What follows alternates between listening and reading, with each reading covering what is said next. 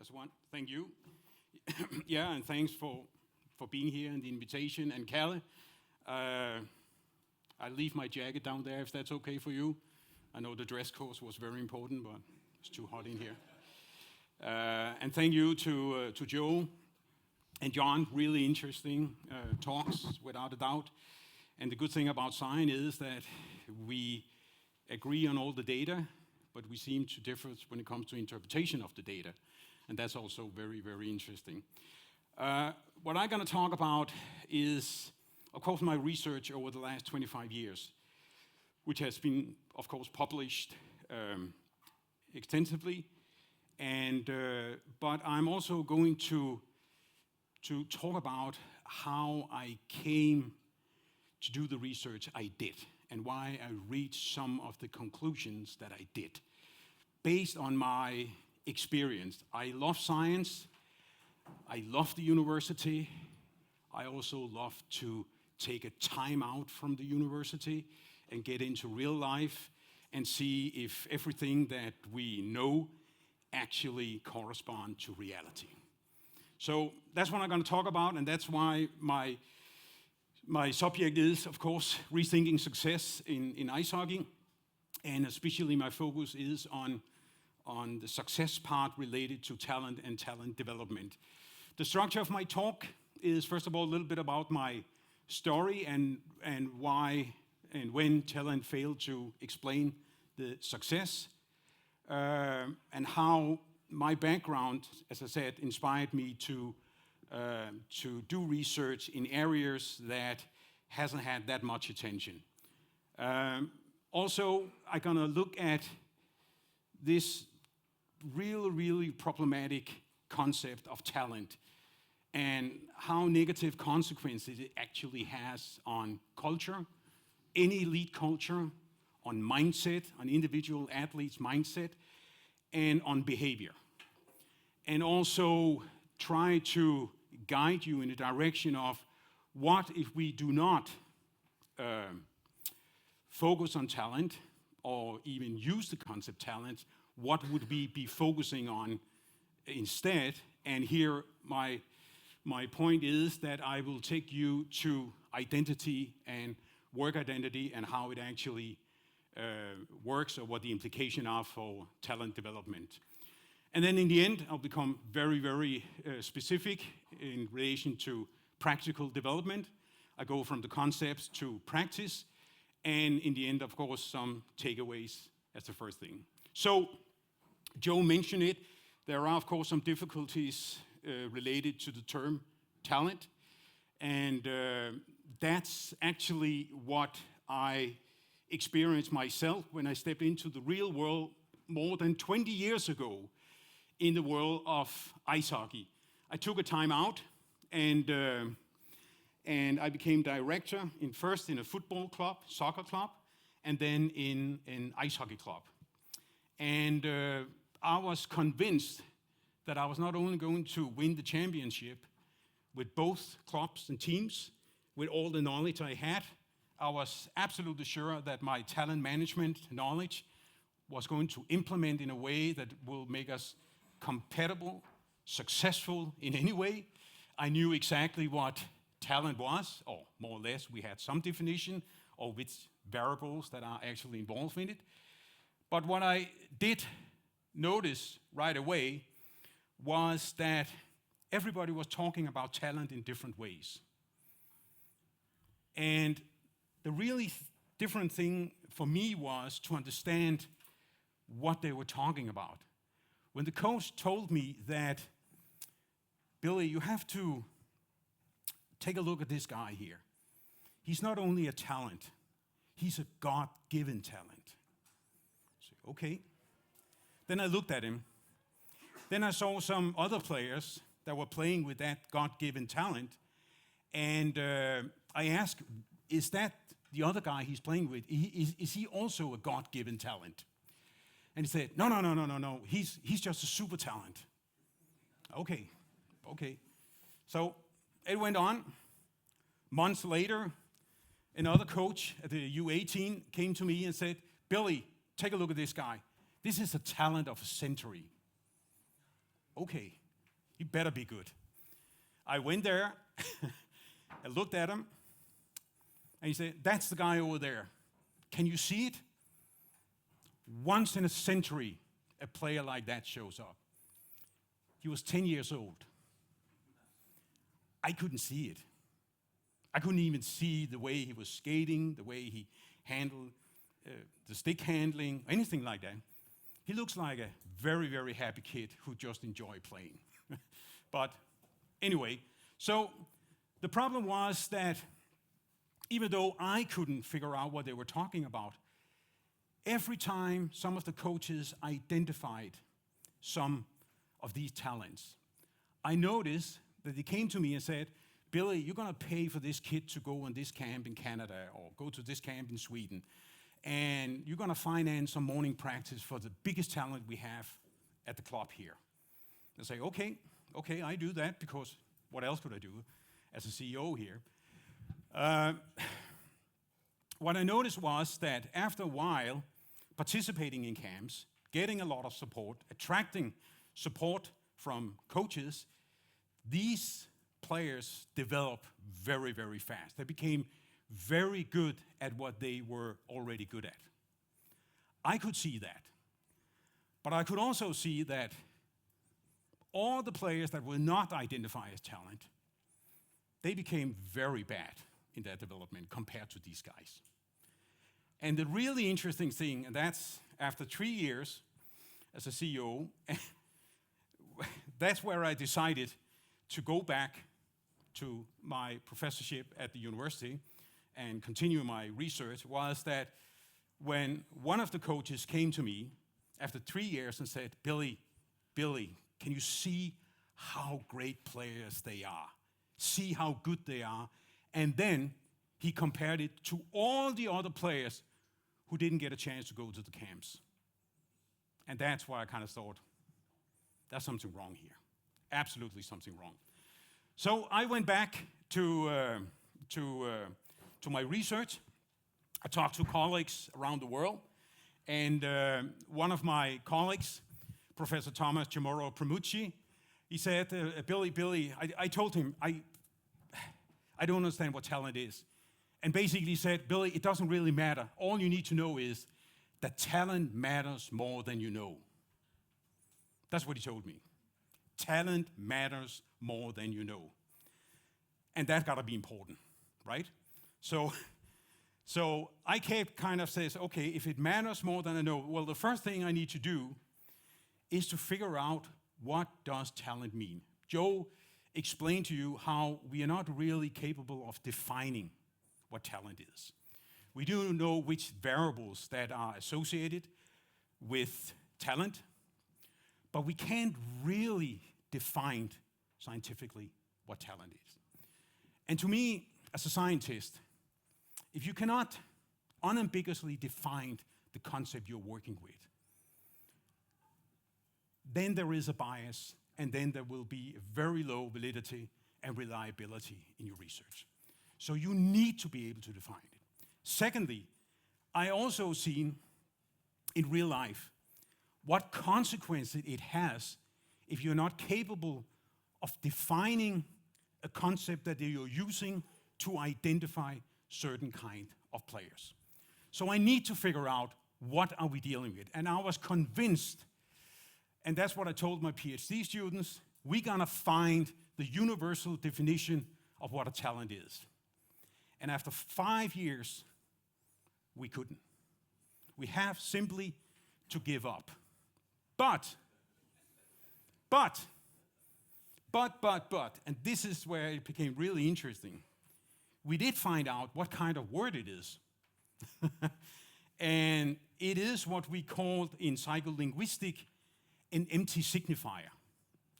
An empty signifier means that it does not have a fixed meaning, but it has lots of meanings, basically meaning that anyone using the term can ascribe the meaning that they want to put into the word. That is what talent is.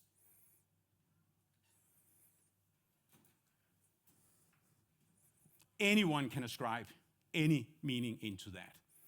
So we looked at then what happens then in real life, what happens for the elite culture if we can define it, but everyone is using it subjectively.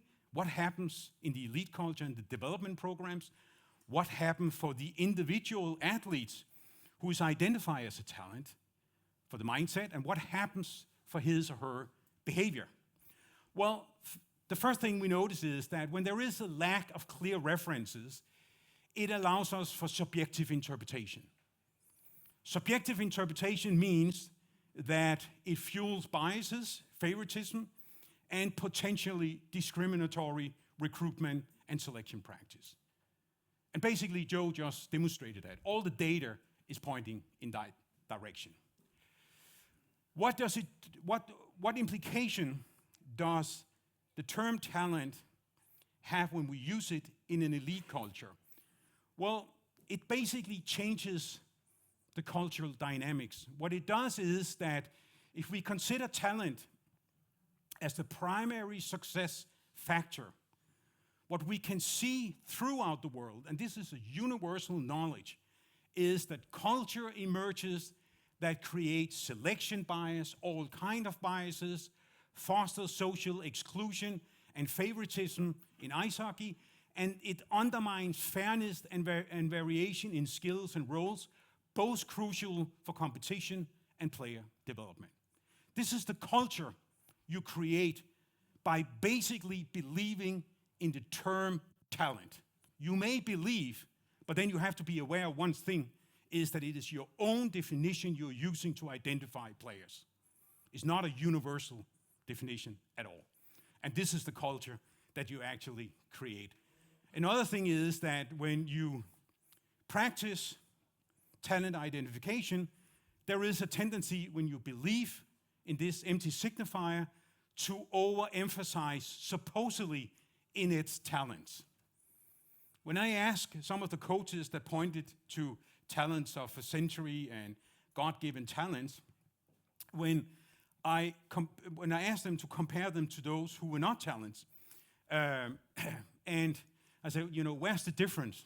This is in an early stage. Then they basically told me, well, he has something, he has that X factor.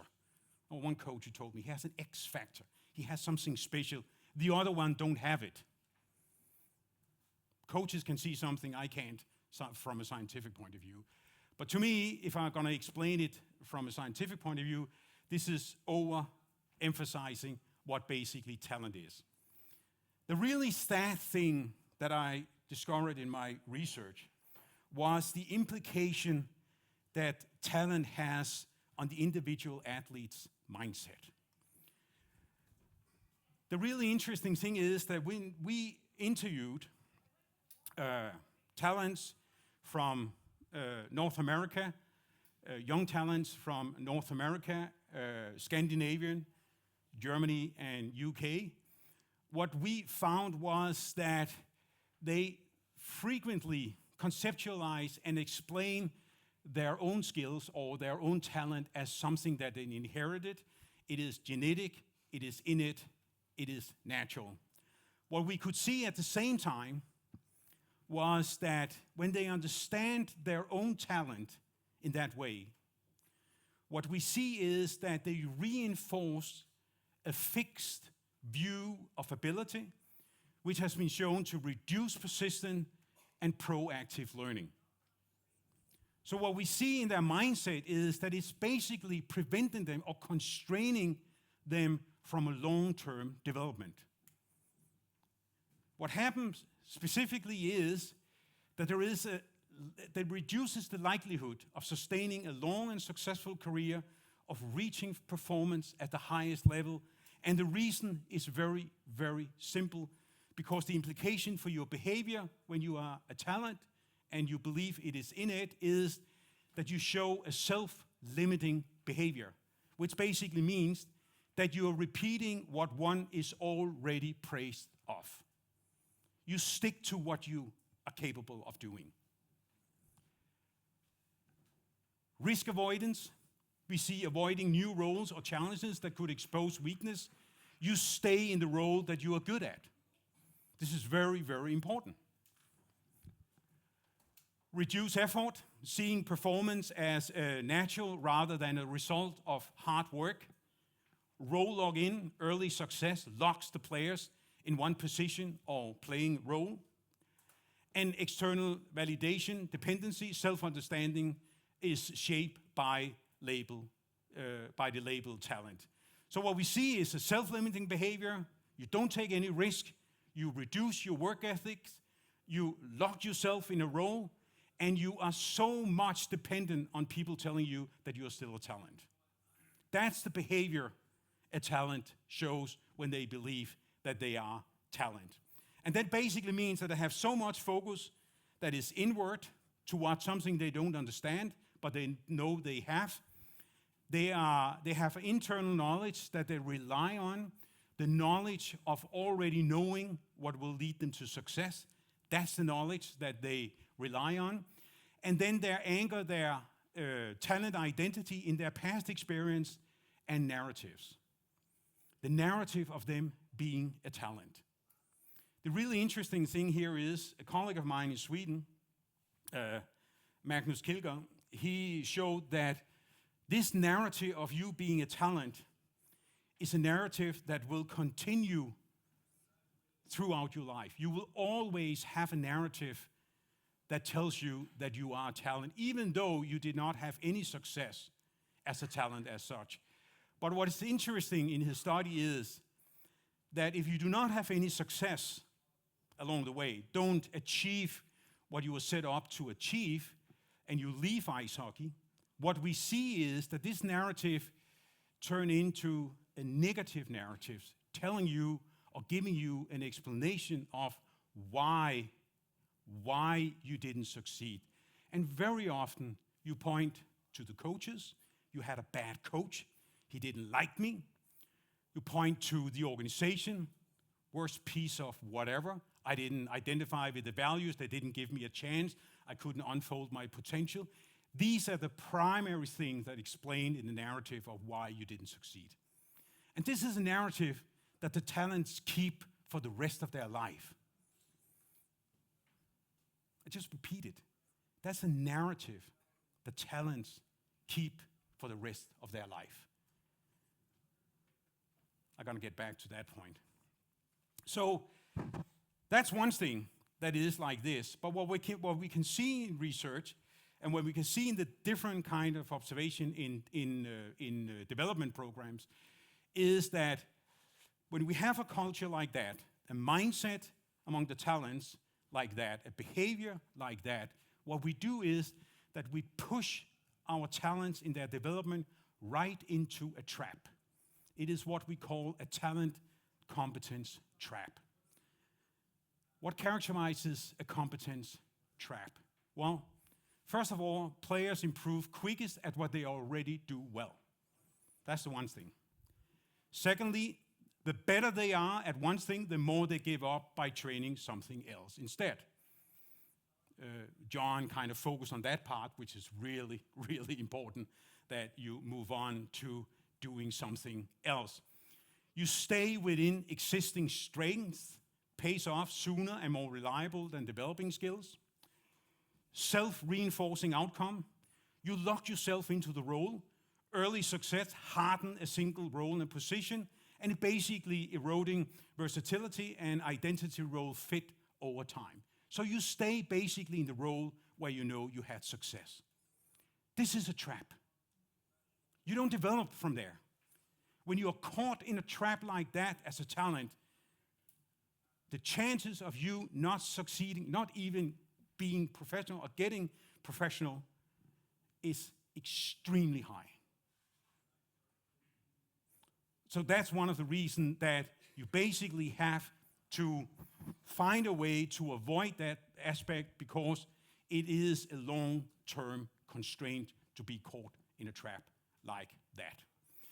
And this is where I kind of looked into something that I find was interesting, is that how can we move these talents away from a trap, or how can we kind of liberate them from this trap and move into a more constructive development, a stretch of their competence in the development.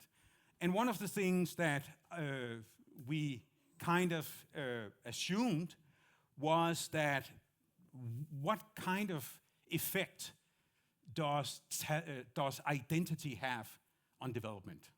That was kind of our assumption. Does identity have any effect on our development, on our performance, and our way and the possibility of succeeding within not only sports but also within business life as such? And one of the things that I was surprised to find out was that we have actually looked at identity since 1909. Frank Parson, one of the leading psychologists, wrote a book about choosing a vocation where he focused on how important it is for a player to develop some kind of identity that fit right into a role in any job. You need what we call a job identity. And research has consistently showed that identity dynamics are fundamental in shaping cognition, guiding behavior, decision-making, and driving performance and success. We know that today. We know that identity, and especially work identity, has this effect on mindset and behavior. Somehow, it has been a secret for or until the 90s, where identity suddenly became or attracted some attention that it may have some influence on behavior. And the concept of identity started to grow. The research in identity started to grow. And we started to basically do research in what are the basic for us to choose an identity. And one of the things, and I'm not going to dive into that part, but a more neuropsychological aspect of this one is that we all have different kind of identities. We all have a personal identity, and we all have social identities, and work identity is one of these identities. Now, these identities, they changes. They are very, very dynamic. We are not the same. We don't have the same personal identity we had years ago. That changes.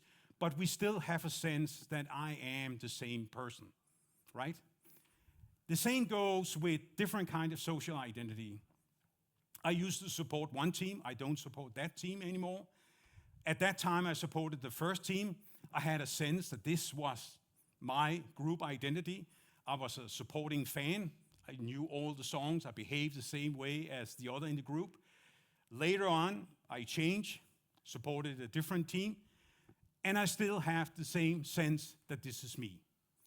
So today, we know from a neuropsychological point that what kind of is the determining factor for us to choose an identity is that we have this sense of self in any identity. Meaning that even if we play hockey or football, or whether we step into business life in a certain role, CEO, ordinary employee, we can only perform and engage if we have a sense of this identity being me. If we do not have this sense, we are unengaged, we do not perform, our anxiety develops in a negative direction, our stress condition raises, and this is all because we don't sense that this is us. So imagine the talent who are caught in a trap that every time you push him into a new role, he don't have that sense of being me. So what does he do? Well, develop anxiety, don't engage, don't do any of these things. What he instead does is that he tries to run. Fight and flight. Back to what I'm good at. That's what you do. So, what do we know about the effect of the effect of the identity on mindset and understanding. Well, if we focus on identity, when we teach young athletes about identity, what we see is that it encourages a growth-oriented mindset. It promotes self-reflection that are linked to action. They reflect each time you say, well, you're not going to be a defenseman today, you're going to be a center or a winger. What we see is that if we encourage them to do that, they reflect on their action. I'm not very good at this, well, I'm pretty good at it. I'm better than he is, stuff like that. That is part of promoting a self-reflection. And enhances agency and ownership. That is the sense that we are talking about. The neuropsychological sense of being who I am leads to a sense of ownership and a sense of agency, basically meaning that I have a sense of that I'm good at. And it fosters an adaptive understanding. The ability and performances are understood as situational and dynamic, not static. You have to keep on developing all the time. We also see when you focus on identity, it has a positive influence on your behavior. We see a greater willingness among athletes. We see a higher adaptability. We see a continuous skill renewal and expansion over time, keep on developing. And we also see a more resilient career path as soon as you do these things. It creates basically a mindset and behavior that are very, very much outward focused. It is based on new knowledge, external knowledge. You listen to what you're told in order for you to develop it. And you're very eager to act and basically adapt. That's the engagement that we see. And this is a way out of the trap that I was talking about. If you focus on identity, this will lead to what we call an identity competence stretch that are characterized by low barriers to exploration, because identity is expressed outwardly through skills and roles and behaviors. You like these things. You like to explore. You like to step in and try and not run. There's a long-term growth return, continuous reconstruction, which is a key word here, that you keep on changing the identity you have. That is called reconstruction. And you create an elite environment that stimulate and support identity work, making ongoing development and reconstruction easier. The culture also changes when you start focusing on identity. If you basically emphasize identity, work identity, over innate talent, you create a culture that emerges and fosters fairness, inclusivity, and adaptive growth, and you also reduce biases. One of the things that is so difficult for coaches to explain parents, to explain the surroundings, is that when you choose a talent that you think is a bigger talent or a talent of a century over another talent that you don't think is a talent of a century, well, then the problem is you can't really explain the two concepts. Not at all. But what you can do is that when you start explaining it from identity, you start being able to, what Joe kind of pointed out, that this work identity match this job identity. We need a player who has a certain height, who has a certain weight, who has some certain skating skills, and you can compare your selection with others with the same height, with the same skills, with the same weight. That is transparency in basically your bias. And this creates what we call the competence stretch in your culture.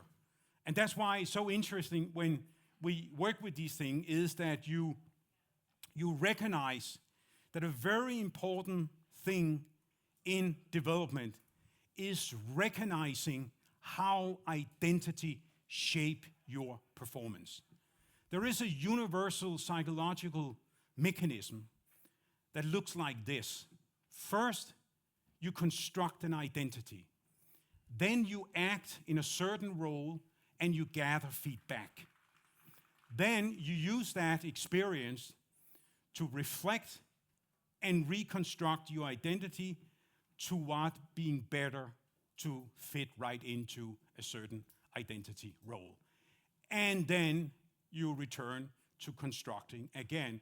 That is the universal mechanism that we are talking about, and that goes on everywhere. Every team, every organization needs to create an identity wheel. What kind of identity, work identity, do we want our players to develop? How does it fit into the different teams? That identity wheel is influenced by time, culture, and context. It's different. But the most important thing is that when, in our research, when we look around and we ask, does your organization, have your organization created an identity wheel? Do you know how a certain kind of work identity actually fit right into a certain identity or job role? The question was in 82%, no, we don't. That was kind of interesting. They don't operate, they don't define what is the demands to the role, and therefore has problems aligning players' identity with a certain kind of role as such. You know this, and I know Joe just explained it early on. When you work with identity, you realize one thing that is very important is that when you implement it, you always have to start with the first thing and not talk about identity, because the first thing when a kid shows up in a hockey club is that they have, first of all, to be integrated into the hockey world, to the team and the organization. They need to experience their qualification. And overall, the first step in your development is basically to find out, what can I do? You don't identify someone in an early age as a talent. What you do is that you help them and support them to figure out through experience what they can do. Later on, up through teen years, this is where you start focusing on supporting and helping players to develop an identity. This is the stage that we call the subjectification. We know that from educational development too, that in this period, you need help to construct your own identity as a player. You gotta figure out, who am I as a player? And this is where the constructing, acting, and reconstructing actually starts for real. And that's why you need to have all the support in the world to be able to go through this, learn, experience, and move on to the next step in your development. And if you do that, that leads you to the final stage that will go on to the day you leave sports or the day you're no longer here. That is the socialization. Who am I here, and does I fit right into this spot or role where I am?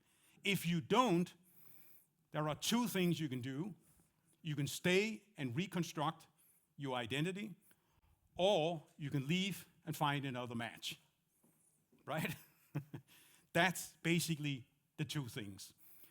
This is just an anecdote that I want to share with you that goes back to 1992.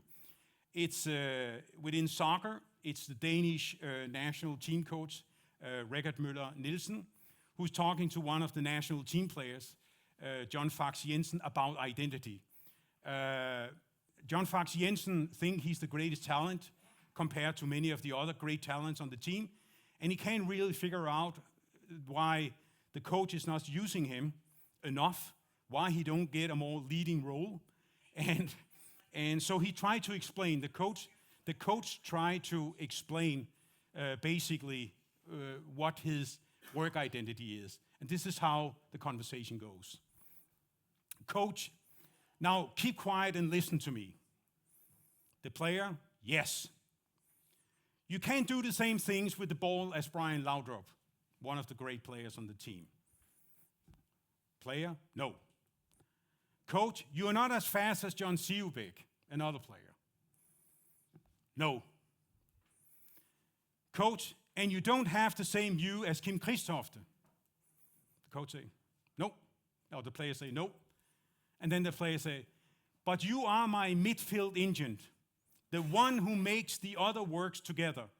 You run like no one else. You run yourself into the ground, and you never give up. If I wanted another player, I would have picked someone else. By the way, when the ball comes to you and it sits right, I expect you to give it a proper wank. But for heaven's sakes, look at your shoelaces when you strike it, because he was famous for not hitting the ball. Later on, the Danish national team won, by coincidence, the European Championship, which is a coincidence. But the interesting thing is that the player, John Faxe, he left his work identity, and together with his agent, they tried to promote him as a midfield who can make goals. The only thing he couldn't do was making goals. But he was signed to Arsenal in Premier League, and he played there for many years, but overall, I think he made 1 or 2 goals. He's today considered as the worst signing ever in Arsenal because he didn't make any goals. If he had stayed with being an agent, maybe he has been the biggest and the greatest signing as being an agent. So anyway, takeaways shortly. Talent offers early recognition, but often limits long-term adaptability. Labels of talent create fixed mindset. Identity work creates growth. Success is not rooted in innate ability, but in the continuous reconstruction of identity. Identity is the foundation that sustains performance when condition changes. Through identity work, players expand their capacity rather than protect the label. They rethink success means valuing adaptability and reconstruction over early talent recognition. And that's why I urge you to think or rethink success as your primary task like this. Success is the demonstrated capacity to reconstruct one's work identity and to develop and stretch competences so that the role and function can be adapted to the changing demands. And when you leave sports and you are able to do this, you will have a very successful life even after your career in sports. Thank you.